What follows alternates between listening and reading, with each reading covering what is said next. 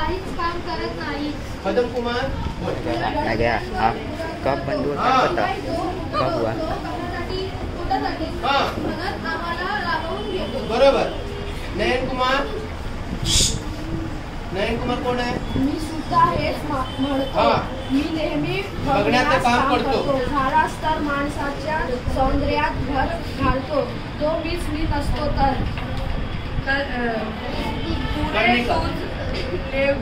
पुरे तुझं लेक्चर बोल. पुरे तुझे लेक्चर. मी सुद्धा एकच काम करून माणसाच्या जीवन व्यवहाराला मदत करते म्हटलं. माझ्याशिवाय तर बोल. माझ्याशिवाय तर नासिका कोण आहे? नासिका कोण आहे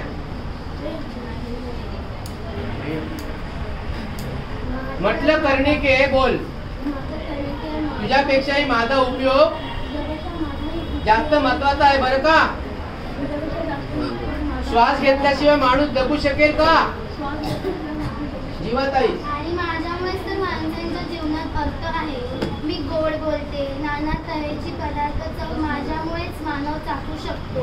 आपण सारेजण अनेक कामं करतो, पण हे पोटोबा मात्र आयते बसून करतात. तेव्हा आपण या पोटोबा विरुद्ध संप करूया आणि मेंदुराजकडे तक्रार करूया. नयन कुमार. हो आमची तयारी आहे. संप करूया. आजपासून मी थकणार नाही. बरोबर. कर्णिका. मी ऐकणार नाही. मी वाद घेणार नाही ना. असंच आहे ना. नासिका कोण आहे मग? बोल. मी वाद घेणार नाही. श्वास मात्र मला घ्यावाच लागेल. बोल ना. मी वाद घेतला नाही तो श्वास मला घ्यावा लागेल. कर्णिका. मी ऐकणार नाही. मी अजिबात खाणार नाही आणि दंतराजाला सुद्धा संपत सामील करून देईन. हस्तकराज.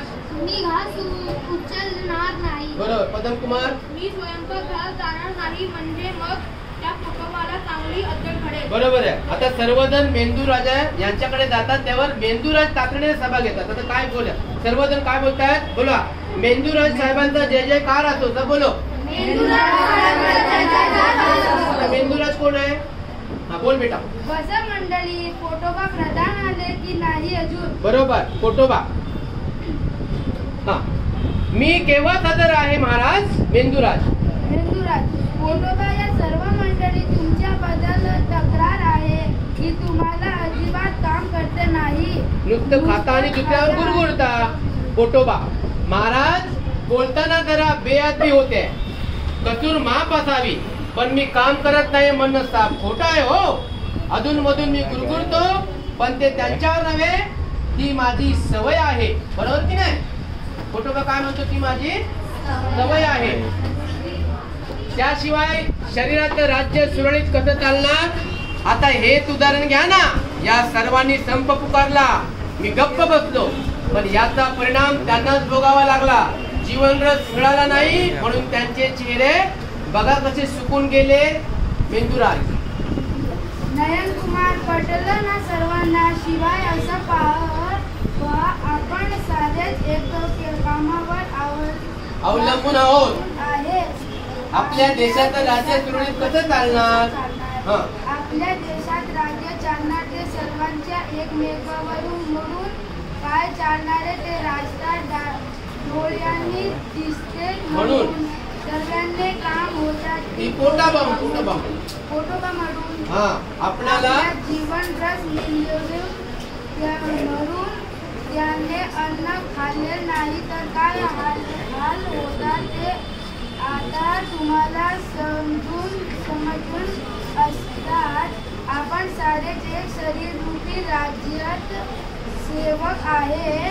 आपले हे राज्य सुरक्षित राहण्यासाठी आपण सर्वांनी एक व्हावा आहे. खरे ना? तर सर्वजण बोला. होय महाराज. बोला. पोटोबा आम्हाला क्षमा करा.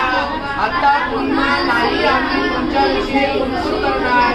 आपण सारे या राज्याचे सेवक. आपण सारे एक. आपण सारे एक. ठीक आहे.